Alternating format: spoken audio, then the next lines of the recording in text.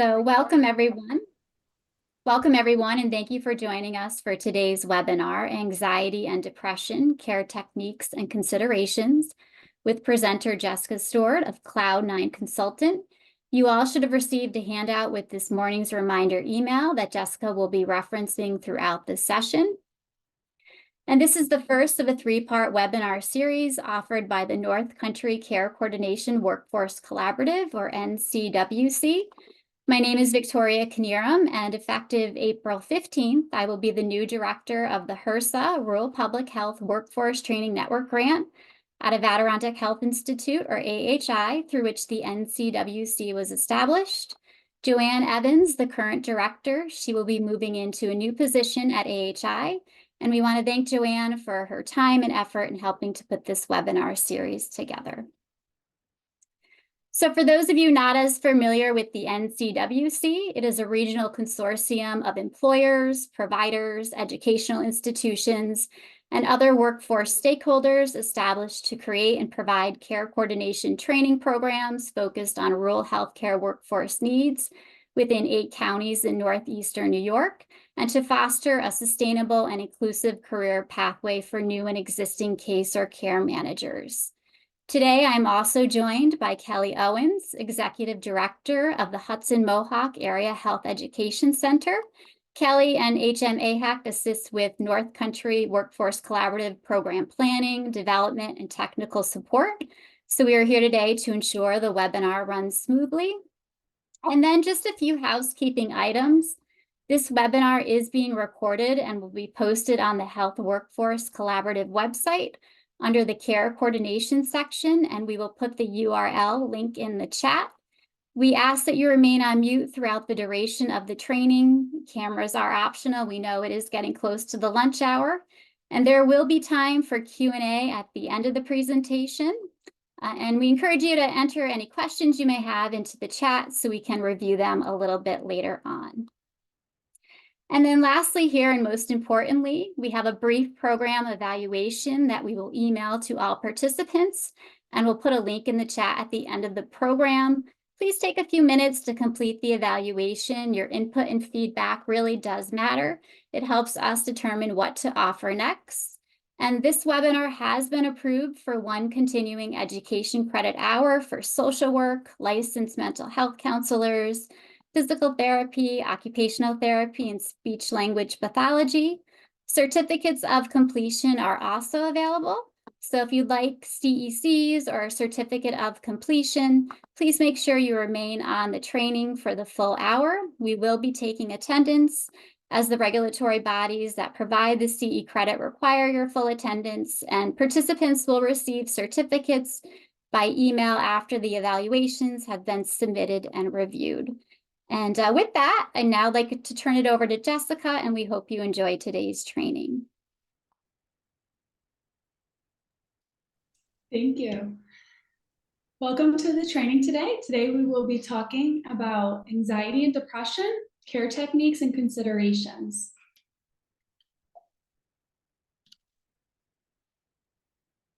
All right, so moving right into it, please mute your microphone if you're not speaking to reduce background noise. Any kind of perspectives that conflict with yours might be shared, and that's okay. We just want to create a safe, respectful environment for everyone here today. And also, there will be time for questions at the end of this training. So I want to thank you for being here, and we'll get right into it. All right, so on today's agenda, we'll be discussing a few different things.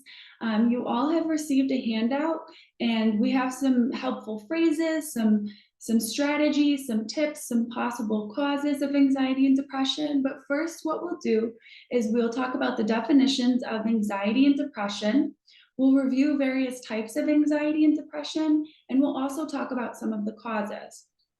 After that, Jessica, hi, I'm sorry to interrupt. If you're advancing your slides, it's not advancing on the screen. Oh my goodness. Okay, so let's see that I am. All right, I apologize for that. I will stop share and let's see, can we see, oh, resume share. I apologize, let's see.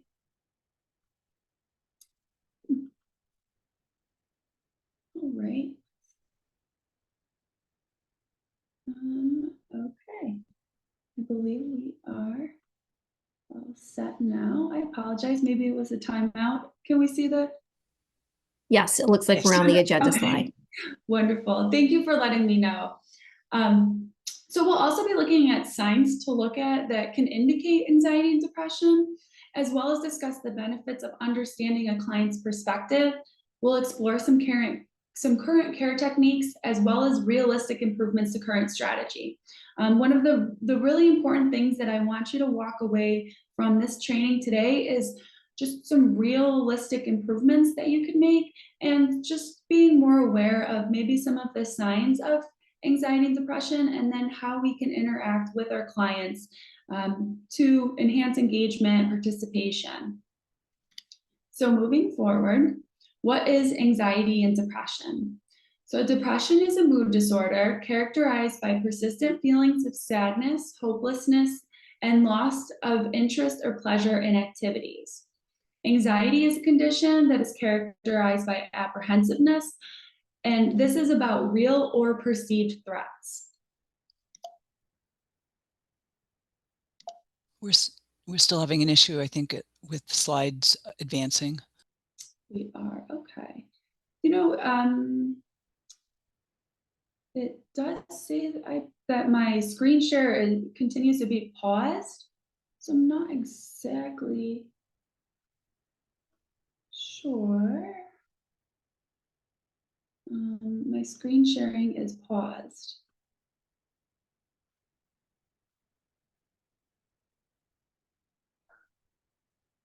I'm not certain what that is. I apologize for this. I may pull it up in a. Jessica, I'd be happy to share my screen if you just want to let me know when to advance the slides. That'd be better. Yeah, okay, okay. And then when we get to the activity part, I may just want to switch over and share if that works. Okay. Let's try this.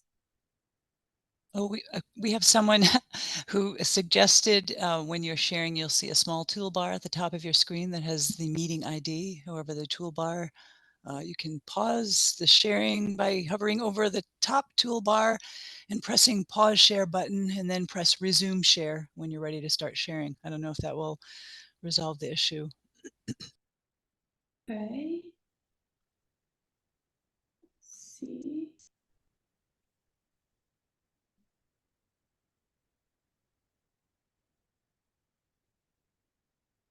And I think we jinxed it because we were just talking about how easy this is to share. All right. So it does, okay. Now it says you are screen sharing. All right. Let's see if this works. There.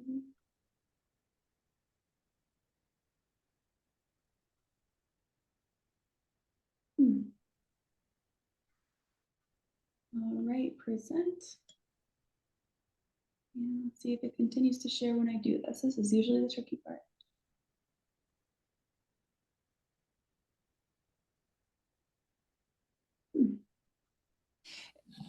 In the interest of time, though, we may want to just have Victoria share. Okay. If you'd like to share, Victoria, thank you.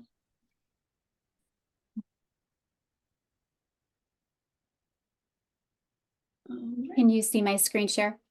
Yes. Yes. Okay. Thank you. All right. And then we can move to the next one, please.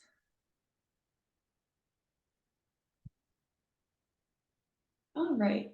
So some different types of anxiety disorders are listed here.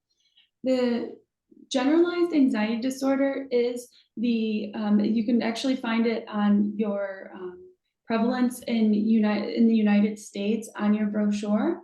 But generalized anxiety disorder is the most common type of anxiety disorder, with about 7 million adults affected by it. So this is something that we will often hear, that someone, you know, maybe one of our clients has been diagnosed with generalized anxiety disorder. Panic disorder is another one. Individuals may experience panic attacks, at times need to step away and practice deep breathing to kind of get back in order and be able to engage. So panic disorder is also quite common. We can see phobias, especially agoraphobia, which is fear of leaving the house. We also may see some social anxiety disorder, separation anxiety disorder, obsessive compulsive disorder, PTSD, and even some selective mutism. So all of these types of anxiety disorders are prevalent. We may have heard of them. We may have clients right now that have been diagnosed with them, and we'll talk about different ways that we can support individuals that are diagnosed with anxiety disorders or just generally experiencing some types of anxiety. The next slide, we'll talk about types of depressive disorders. The most common diagnosed depressive disorder in the United States is major depressive disorder. So major depressive disorder really impacts a lot of people. It can really impact a person's ability to work in a lot of different areas of their life. I know that a lot of you here today are in case management, so you may be supporting individuals that have some depressive disorders that are impairing areas of functionality in their lives. Persistent depressive disorder, dysthymia, is very similar to major depressive disorder. The duration and the time in between symptoms varies, but very similar symptoms. As well, prolonged grief disorder, that is a newer one to the DSM-5, but it is you're experiencing symptoms from grief and loss, a grief and loss experience that has been lasting over a year and is starting to get worse rather than resolve itself. We have postpartum depression as well as seasonal affective disorder. So all of these listed here are types of depressive disorders. So the causes are very linked. Causes can be similar, the same for both anxiety and depression. And also what we do is we often see an overlap. So on your brochure, we talk a little bit about, we have a fact there about how anxiety and depression co-occur, with half of the people that are diagnosed with depression also being diagnosed or having some type of anxiety disorder. Typically, they can go hand in hand for individuals, and it can be important just to kind of recognize this because sometimes we may see symptoms of anxiety, sometimes we may see symptoms of depression, or we may not see symptoms at all. But just understanding that these things go together can try to help us act a little bit more kindly in situations that can be challenging for us. So there's lots of causes, and as clinicians, we can, explore different causes. However, a lot of times it's a combination of factors. So genetics, family history, brain chemistry, of course, different neurotransmitter imbalances, stressful life events, medication side effects, addiction, substance abuse, poor sleep habits, even social media exposure is something that can really cause extreme anxiety or anxiety disorders. Social isolation, relationship friction, sleep habits. So there's a lot of different things that can cause, and these are just potential causes of anxiety and depressive disorders. And it's important to recognize that it's not the individual's fault. The person may have multiple things that are kind of working against them in the way of being able to manage things. So it's really important that we do try to show some kindness and understand too, if someone is going through hormonal changes and really experiencing a severe period of anxiety or depression, we want to show kindness and care for that person, understanding that maybe the person could be not engaging as we wish, or maybe our interactions are less than pleasant. However, it could be something going on within their body that could be causing this. So there's a lot of different causes of anxiety and depression. It's also listed on the handout that we gave, but it kind of can remind us as we work forward, as we move forward with someone, that it's not this individual's fault that they may be acting a certain type of way of us or not fully engaging as we wish, or, we might be trying to call them and trying to support them to engage in treatment because we know how awesome things can be, how we can support some really cool changes in their life.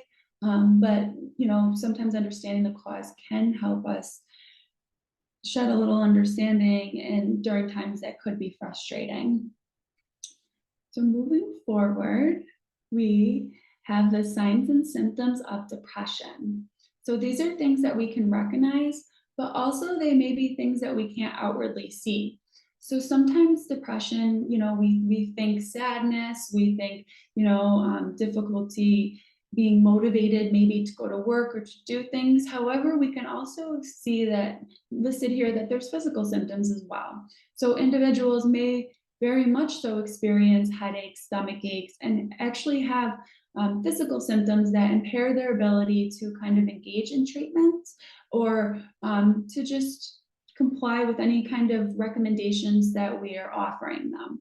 So they may have persistent sadness or emptiness, loss of interest or pleasure in something that they once enjoyed. This also includes motivation for treatment. It can ebb and flow. If someone is having a depressive episode and they may have yesterday really felt motivated and said, I'm here to do this. And then we may notice, this person no longer feels as motivated. What happened? What's going on? You just said that you were motivated for this, but understanding that this is a symptom of depression, it can, again, help us move forward more gently with the individual. This individual may have changes in sleep, appetite. They may feel more fatigued, difficulty concentrating, irritability is a big one with depression, and they may want to isolate. At a later training, we will be speaking, this is a 3-part series as mentioned, and the part 3, where we will go more into kind of how to deal with how to manage and support individuals that may have thoughts of death or suicide. So we'll talk about that more in depth at a later time. However, this can be something that occurs with depression, and we gently want to encourage that person to get help. There's 988, which is the suicide hotline number. It's actually called the crisis line number now. People can call or text or even just go on their computer and chat and get some support. They did rename it the crisis hotline. So also if someone is just feeling depressed and wants someone to talk to, knowing that, we have our limitations, we're not available 24/7 to our clients, letting them know that, hey, there's this resource. A lot of times that can be supportive of depression, and it can kind of help someone know in the back of their mind, even if they are experiencing uncomfortable symptoms and they don't want to accept the extra support right now, that if they do at a time need extra support, they can always go to 988. So moving forward, some symptoms of anxiety. We may see some things that are also similar to depression here. Some symptoms of anxiety could be excessive worry about everyday situations. You may notice that the person feels restless or on edge. They also may have difficulty concentrating and irritability. A lot of times we see that the person can be tense. We may notice body language like closed fists. They may be kind of gritting their teeth. A lot of tension in the face area that can symbolize or signify that the individual is experiencing some form of anxiety. They also may have trouble sleeping, fatigue, rapid heartbeat or palpitations, sweating, trembling, shortness of breath. A lot of times we've been seeing digestive issues as well. So individuals really complain of stomach aches or something serious. I may need to go to the emergency room or doctor because of digestive issues. And then they kind of come back and they say, the doctor said that maybe I had a panic attack or an anxiety attack. So we also do see that as well. And it can really start to impair an individual's life and ability to participate. So a fact about anxiety is that it can be perfectly normal and it can be really healthy too. So if we think about it, when we've had to take tests or exams in the past, anxiety can be something that's motivating. So what it can do is it can say, hey, you have this test in the morning, you need to go to bed at a decent time, maybe wake up, make sure you have a nice little wake up routine, you eat your breakfast, and then, that anxiety motivates something. However, individuals with anxiety disorders, it can start to impair their life so that they don't feel it's not motivating to them. It's something that can be a challenge and a barrier for them to seek care and for them living the life that they want to live. So if we start to see anxiety as something that's impairing areas of life, that's reducing functioning in certain areas of life, then we may begin to consider a disorder because it is impairing areas of functioning. So those are some signs and symptoms, both anxiety and depression, that we can be aware of. And something that's important to remember is that really why we're talking about this today is because knowledge is power.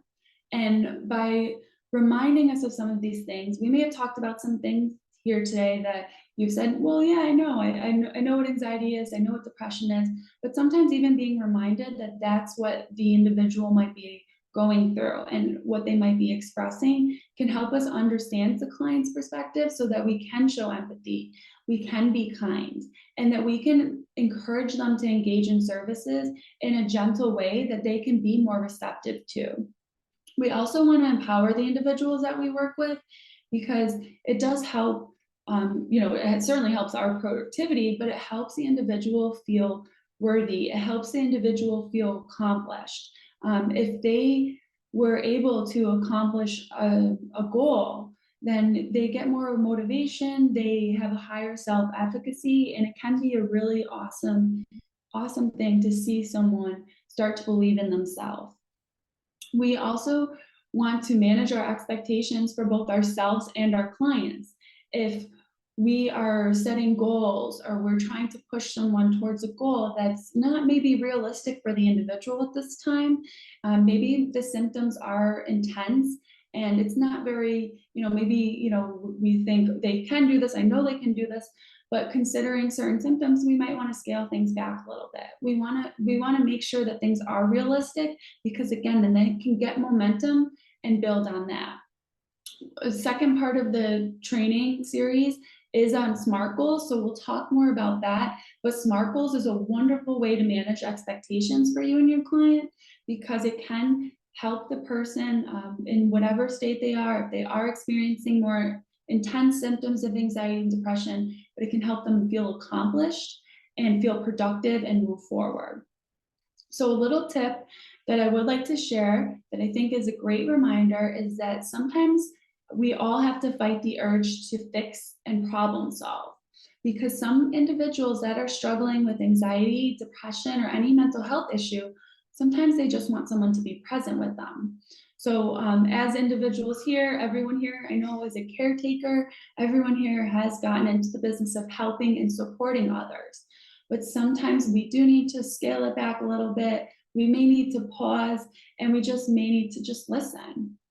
So I'll give some more tips on maybe how we can verbally approach that. And you also have some helpful phrases too listed on the handout. So right now we have current techniques that we use to support individuals that are dealing with depression and anxiety. That includes CBT, any kind of counseling. Mindfulness practice are wonderful. So an example of a mindfulness practice could be a grounding technique. Grounding is part of mindfulness, and oftentimes, someone can just say, hey, pick a color. And maybe say red, and then find 3 things in this room that are red. What that can actually do is it's a simple mindfulness technique of grounding that can help bring that person down to the present moment. So maybe they're in their head, maybe they're starting to panic, they feel their heart racing. A mindfulness practice like grounding can be excellent, as well as breathing techniques. Breathing techniques are phenomenal for supporting the individual in regaining control. So sometimes even saying, hey, we can do this together. Let's breathe in for a count of 5 and out for a count of 10. That's called an emptying breath because we want to really empty out our lungs. But sometimes something simple as that can make a big difference when someone is experiencing a period of depression or anxiety. We also treat individuals that have depression and anxiety with psychoeducation. Hey, this is what, you know, is normal when you are going through a period of anxiety or depression. Psychoeducation doesn't necessarily make the person feel better right away, but it can add a layer of comfort to let the person know that this is expected, and regarding the situation, this is normal. And it also can give hope too, that, hey, you know, this is part of, you know, the disorder that you've been diagnosed with. We expect this, and there is hope. People heal, people move forward, and you can do this. So psychoeducational can be very empowering. Nutrition is something too that's looked at. Sometimes individuals we find are struggling with depression or anxiety, and we take a look at their nutrition and we say, oh my goodness, no wonder why you're not feeling great. You know, you're filling yourself with maybe energy drinks or caffeine or nicotine or all of the above, sugary beverages, and you're feeling more on edge. Let's take a look at this and try to scale back. And sometimes too, individuals, you know, with depressive disorders, they may be overeating, or they may find things that are not really working with their body, and it's just creating more anxiety. It's creating an environment where they really feel stuck.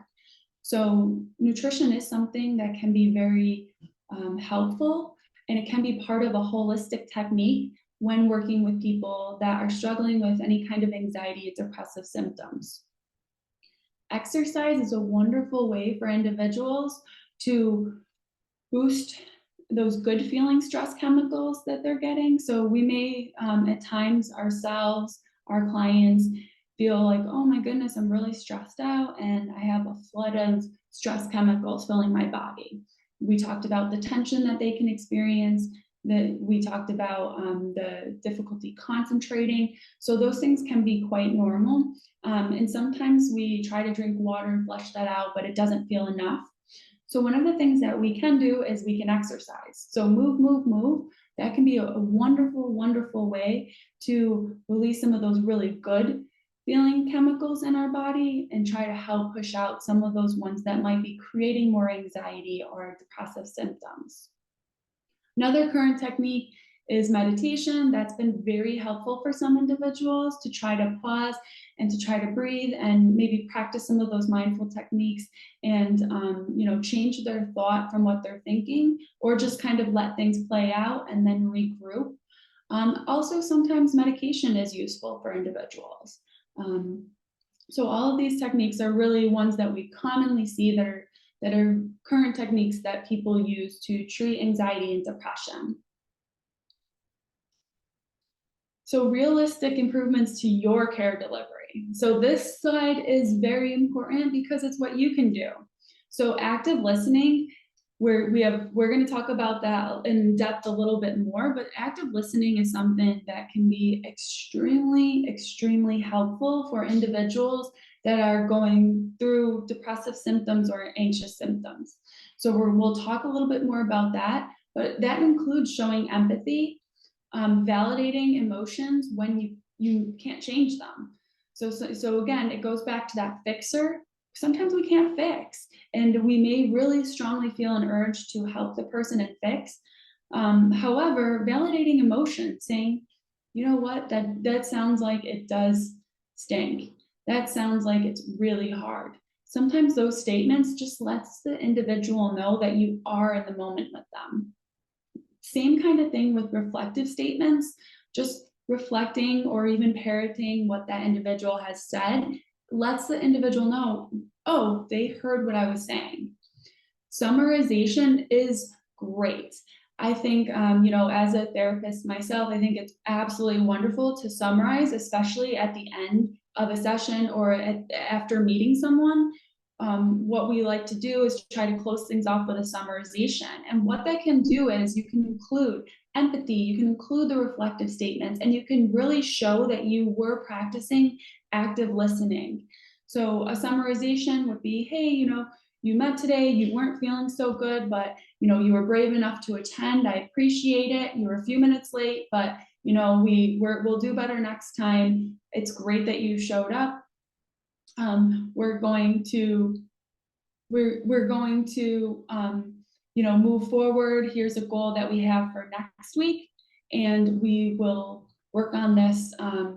Great job. So summarizing sometimes is a really wonderful way of letting the person know what you accomplished together. Even if it was a short interaction, you can still use that.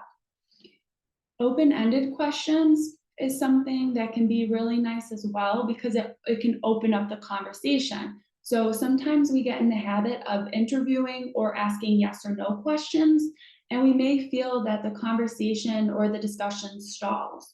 So by using open-ended questions, we can really get the person, or try to get the person, engaged. So under our helpful phrases on the handout, you'll see on number 6, it says, oh, I'm sorry, number 5, it says, tell me more, or can you help me understand? That those are wonderful phrases that can really help open up a conversation or encourage the person to share.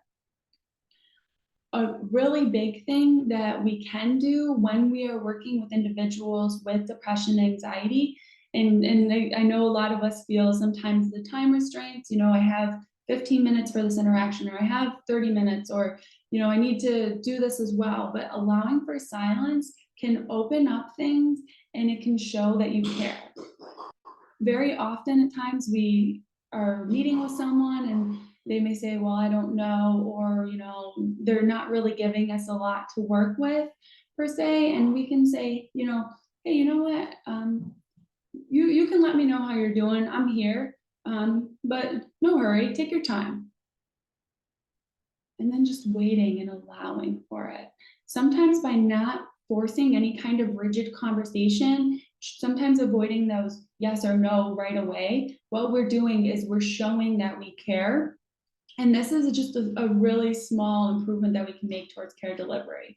So being direct, being honest, assertiveness can also show respect as well, because being direct is, you know, hey, you know, and I know that you have said this, I feel like we're getting a little bit off track. How can we kind of bounce back? You know, honestly, you said that you were going to follow up with this and you haven't. So let me check in. What can I do to support? Or can you explain to me what's getting in your way of getting this done? So we can be direct, we can be honest, and really assertiveness can show respect. All right, so active listening. Active listening is wonderful because we are showing that we care, but just quick tips for active listening is try not to listen to respond. A lot of times we hear something and we're like, okay, I want to respond right away. But if we listen a little bit longer and we try to fight down that urge, we try to stifle that urge a little bit, what we'll find is that the person is engaged with us more. Again, be okay with silence is wonderful. So sometimes sitting in it, and oftentimes we become more uncomfortable, so we're the ones that want to engage or to start a conversation, or to, okay, the person's not saying anything. But being okay with silence shows that, you know, you're in control and that you're there to also support the individual. You really want to hear. It's kind of like when you walk by the person in the street and they're like, hey, how you doing? And they keep walking. They don't really care how you're doing, right? So we want to make sure that we are helping our clients feel like we really do care. So we don't want to do that just like, hey, how you doing? Keep walking. We would like to say, hey, how you doing? Wait for an answer and see if things, you know, maybe my client didn't really give me a lot, but wow, they really did talk, or they really did engage the session. Silence can do that.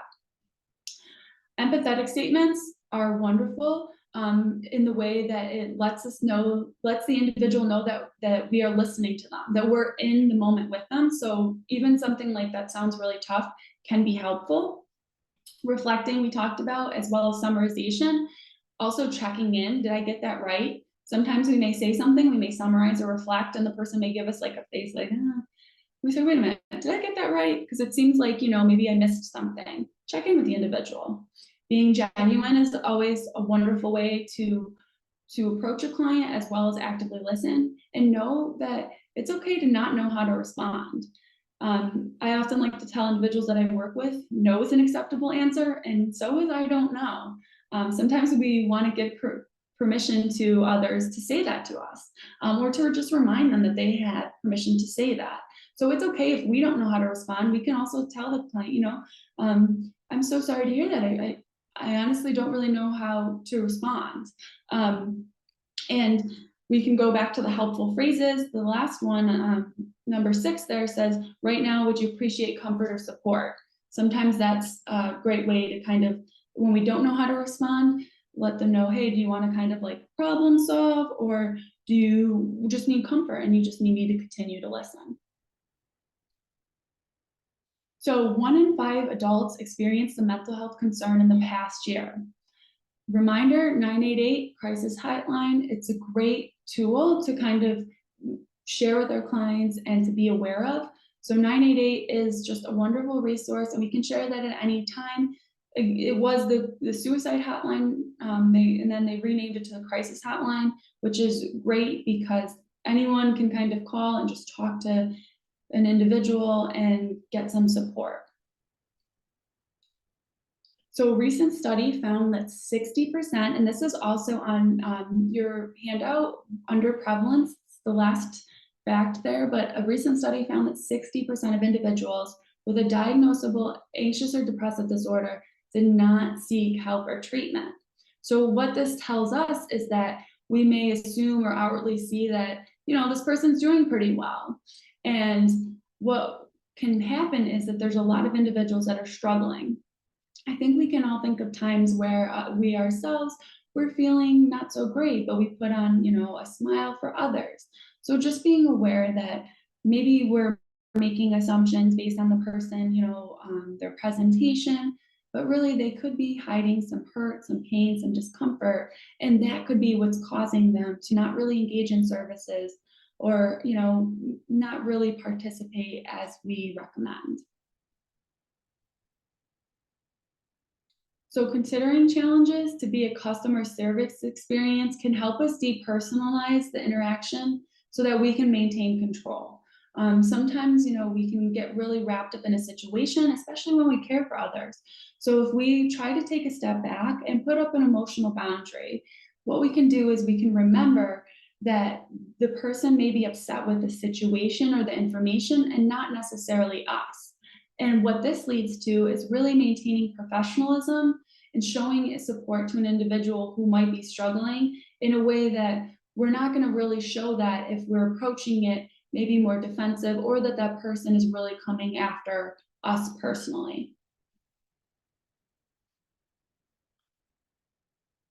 All right, so we are going to get into an activity now. And at this time, would we be able, let's see, would I be able to share my screen, please?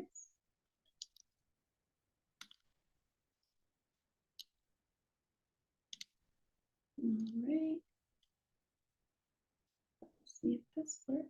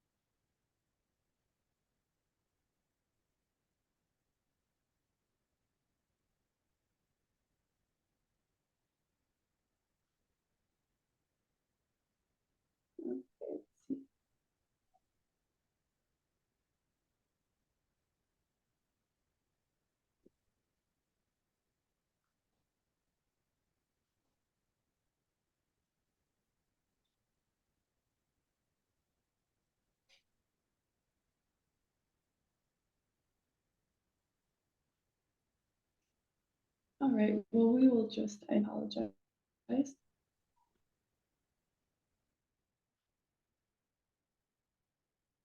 Okay. So we will get into some scenarios that we can discuss that are very, very realistic scenarios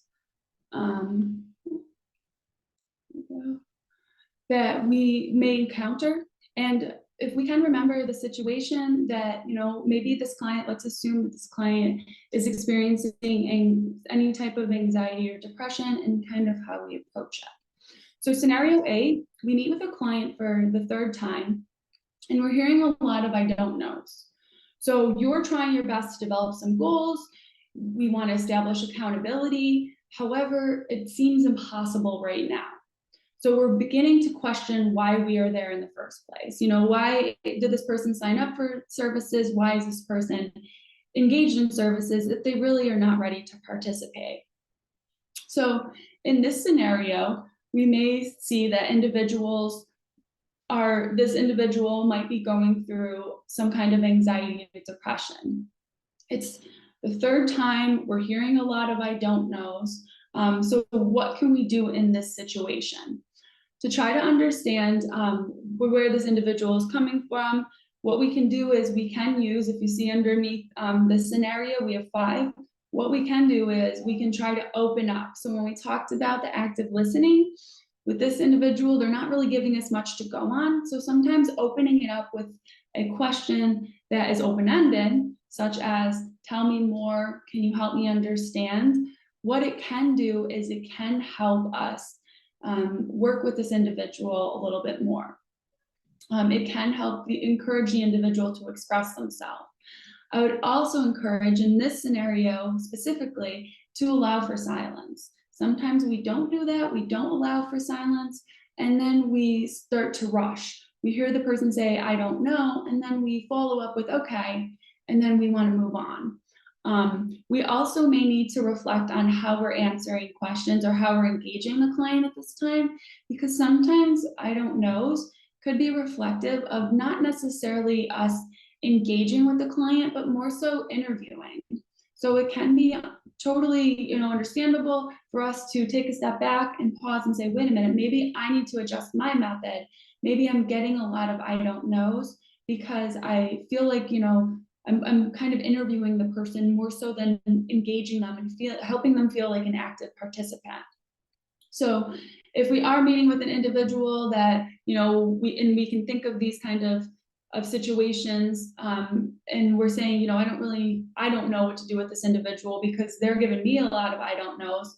What we can do is we can take a step back, maybe take a deep breath if we're getting really frustrated, and practice some of that active listening, which includes allowing for silence and opening up the conversation to questions. We can also utilize that directness and assertiveness, and we can say, I noticed that you're saying a lot of I don't knows, and it seemed to me like you're very motivated at first, you wanted to be here, and that you have a lot of strengths. But, I'm hearing a lot of I don't knows, and I'm just wondering, what I can do to support you, and can you help me understand, how we can move forward and get some goals together, some realistic goals that you feel that you can accomplish. So we can utilize some of those strategies and techniques for individuals that are giving us a lot of I don't knows. Another scenario that we may frequently see is that we may see a client calls us and they feel angry. They may blame us and say, hey, you're not doing a good job. I don't feel like I'm making any progress, and maybe even I'm doing worse than before I met you. So in this kind of scenario, we reviewed in both anxiety and depressive disorders, irritability is something that can come along with it and can be very likely. So maybe the individual is not feeling good about themselves. Maybe they feel like they're not accomplishing things and they want to kind of blame or put it on you. And what we want to do is we want to take a step back and we want to look at this as a customer service situation in the way that, okay, this person is not happy right now. What can I do? So number 2 on the helpful phrases on your handout is a great way to kind of shift the dynamics of the situation and saying like, let's find some solutions together. So the let's and the together can be very, very important in this, because it's not saying, well, you need to figure out what you want, or, I'm so sorry. Sometimes we may feel the need to apologize, which at times it can be very appropriate, but also what can be more helpful oftentimes is saying, let's move forward together. So let's find some solutions together, even opening the question up, or opening the situation up to, you know, I heard you say I'm not doing a very good job. And I don't like to hear that you feel like you're not making progress. So can you help me understand, you know, what you would like to get out of this, or what we can improve on this, or how I can work with you so that you feel like you are making progress and you're doing better than when you initially came in. So it's easier said than done. It can be very frustrating to work with individuals, and it can make us feel defensive when an individual approaches us aggressively, like you're not doing a good job. But please just remember, you know, you are in the business of taking care of people. You're doing a great job. You know, not every single person is going to be thrilled all the time. And that a lot of times there is underlying hurt, there's underlying maybe depression or anxiety that is causing that person to be angry or irritable. So if we can depersonalize that a little bit, now we have some tips on how we can move forward with that client, opening things up. You know, we can accept, you know, hey, you know, I realize, you know, that you feel this way, and that's very valid. And I want to know how I can further support you. So you can open things up, you can allow for silence, and you can be genuine and you can be assertive. But really active listening is huge, and especially in scenario B. Moving to scenario C. So we have just 2 more we'll talk about, and then we can get into some questions. But scenario C really is something that also commonly can happen, is that maybe we meet with a client and they communicate disappointment. They said, hey, I called you this weekend and you didn't call me back. So, you know, a lot of us, I don't know if any of us are, but I would say most of us are probably not 24/7, nor should we be on call for our clients. And because we do need a little space for ourselves. However, it's understandable why a client may be disappointed. They may say something like, nobody really cares how I'm doing, like it's always been this way. Nobody has really shown me my whole life. I don't know why I would think of you or in this relationship any different. We can hear this sometimes, and it can hurt us because we care about the person. We don't want that person to feel bad. So when we have scenarios such as this, what we want to do moving forward is we can acknowledge it. So if we look at the little number under there, 4, we can validate the individual's feelings and say, your feelings matter, and I'm going to do my best to be there for you. But also we want to be honest. We don't want to offer to be there for the individual 24/7 when that's not realistic. So what we can do is we can say, you know, I want you to feel supported.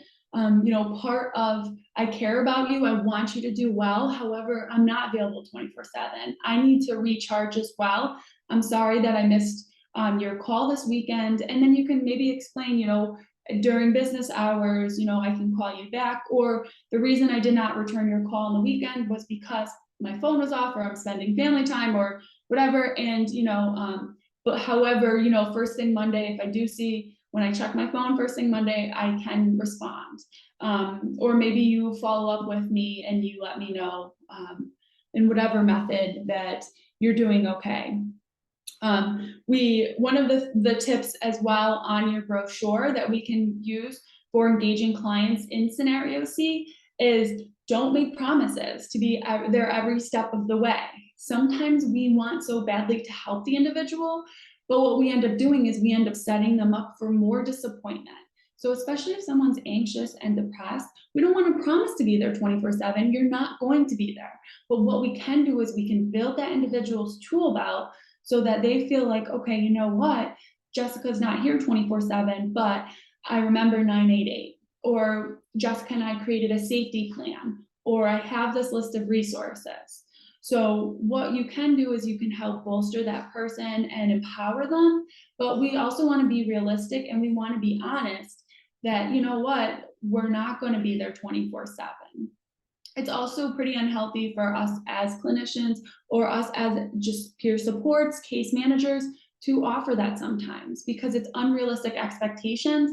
And ideally the person that is, you know, functioning pretty highly and someone that is managing their symptoms is finding various outlets for support, various places where they do feel safe and that they can reach out to. Then we'll move right to scenario D. because I want to make sure that we do have enough time for questions. But scenario D is that, let's say we accommodate a request for appointment sooner than scheduled. The client is venting and venting and venting and venting. It doesn't seem like it's going to end. So can't really say a word, and you find yourself watching the clock. You're just like, oh my goodness, I just want to wrap this up. Like, when is this session going to be over? When is this appointment or meeting going to be over?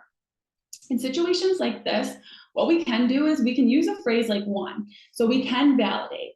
We can say, you know, you're not in this alone, we're a team. Maybe that's just what the person needs to hear. Also, there's different ways that we can direct the conversation, and we can say, let's pause here and take a couple deep breaths. So that's a little therapist hack that I use all the time as kind of the pause button, is you can always say, you know, let's take a deep breath together, you know, or hey, I can tell you're really upset and you have a lot to say and I want to listen to you, but like, let's pause here and let's take a few deep breaths. And what that can do is they can help reset the movement of the conversation, of the discussion, and it can also help you get a word in the way that you may need to wrap things up, or you may say, okay, that felt good to take a couple deep breaths. Now I know you have a lot to say, and I want to hear it all. However, we have 5 minutes or 10 minutes now left in the session, and I'd really like to review on how you're doing with your goals. Or, I think we let's pause and we can bring that discussion back around if needed, but like, let's focus on this right now. So there's nice ways that we can kind of wrap up the conversation. We can let them know we're part of the team, we're in this together, but we can use the pause button at any time. And it's kind of a respectful way rather than rushing someone or interrupting someone. We may have to interrupt nicely and gently to say, hey, can we just take a pause right here? It can be a really kind way to show respect to individuals that might be going through a lot of anxious symptoms or even depressive symptoms. So something that is important to remember during this is really that anxiety and depression affect your mood and clear thinking.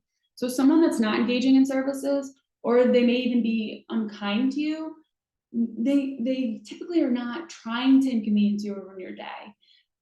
Anxiety, depression, we talked about how it can cause physical symptoms, which that can also make a big barrier to engaging in full participation. So despite the obstacles that these individuals may be facing, let's try to gently empower them, active listening, allow for silence, and support them to just keep trying and keep moving forward. So now we'll get into any kind of questions, but right before that, I'm just going to take 1 second to say that we do have a session 2 on smart documentation for care providers. This is something that I'm super excited about because I have seen firsthand how awesome SMART goals are, and it helps the person feel accomplished. It helps them gain momentum towards those large goals. So we'll talk about how we can break things apart, these big, awesome goals, into smart, digestible goals that keeps the person going and keeps them engaged. And then session 3, we're going to talk about tactics for meaningful work with challenging populations. So we did talk about some of that today. We'll expand on that in session 3, and we will address how to work with individuals who have identified that they have some suicide risk factors, or even communicated that they want to harm themselves or others. So we'll talk about ways to kind of mitigate risk in that and assist with getting them to the appropriate resources. So thank you everyone for your time, and I also appreciate your patience with the screen sharing. However, I want to open this up. I'm going to pause right here and I'm going to mute myself, and we can answer any kind of questions that may have came up.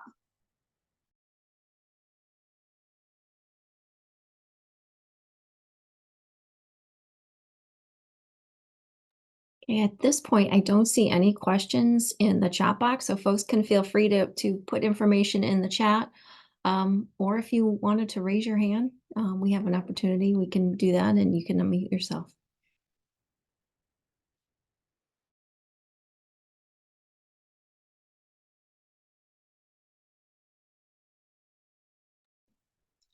So I will stay on for any questions, but again, I just want to thank everyone. Thank you so much for being here, and thank you for the work that you do. You're changing communities, and sometimes we may forget that. We may say, oh, like this kind of feels a little heavy today, but I want to thank you because really everyone here is working together to change communities. So thank you very much for the work that you're doing.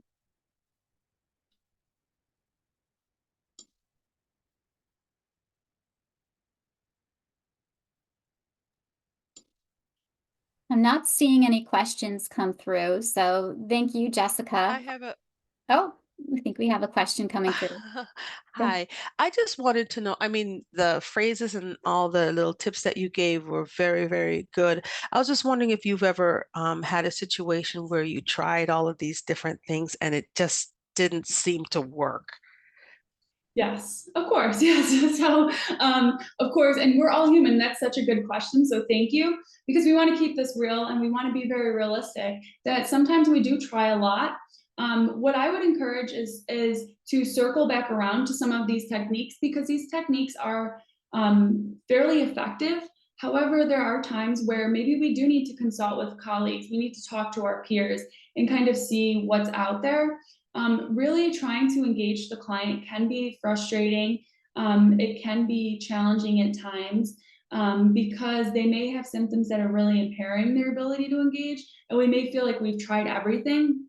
What I would encourage you though is that, be genuine to yourself. So if you're really hearing something and you're like, I think that this strategy might work, maybe the person needs maybe they're asking you some straight up yes or no questions, and that's what they need. They need a little less of open-ended. They need some kind of maybe support or answers or something direct. We can use that kind of tactic. So I would just say, really, if you can, try to circle back around to these, but just listening to what you feel is best. Sometimes we may call, and I've been in this situation before. You call, you try to engage, and you keep trying. And then it's like the 5th time where the individual actually responds and actually is ready to engage. So sometimes it can just be even sheer persistence that allows you into that person's world because they want to see if you'll give up after trying after a little bit. But sometimes we need to circle back around to these techniques, or maybe we try one and see if it works, it doesn't, and then we keep trying. But I hope that answered it. And if not, like if you want to give me any kind of specific, maybe get a little bit more specific about it, I'd be happy to kind of chat about this. No, that was good. Thank you so much. Thank you.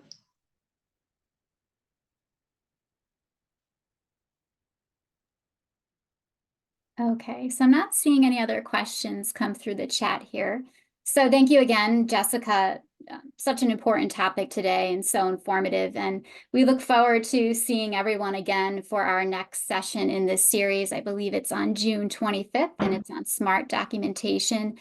And yes, I hope everyone has a good rest of your day here, and maybe we can just stay on for another minute or so for any remaining questions.